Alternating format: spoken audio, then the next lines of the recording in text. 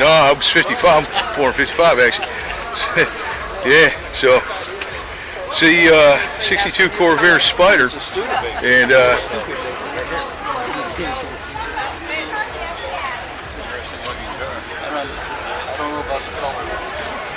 I've never seen one of these puppies, man.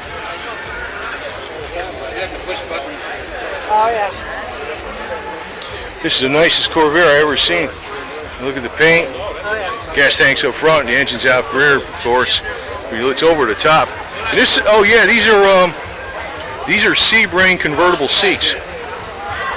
And so a lot of times they put these kind of seats in cars like this because they got the 3-point harness in here. But of course, these have been restitched up.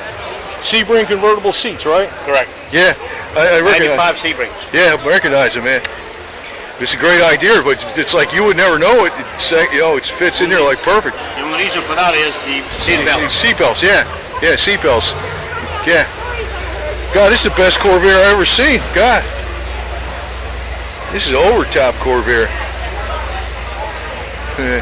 Guess Corvair Wild would be jealous of this one. This one's definitely over the top. It's never been here. I never saw it here myself. I mean, know if it's ever been here or not, but never seen it here. I got a tricky belt system in these things. See how they go like that?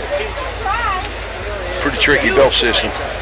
See the engine? Oh, he updated the engine this time too. Updated the engine? No. No? That's original. Yeah, it's chrome. As built in the factory, except the chrome. Chrome, yeah. Wow. That looks great. Beautiful paint. Every part in here is original from this car. I never seen one that looked this good though. But it was all taken apart. It was all rebuilt. Oh yeah, I'm sure of that. Yeah, obviously, yeah.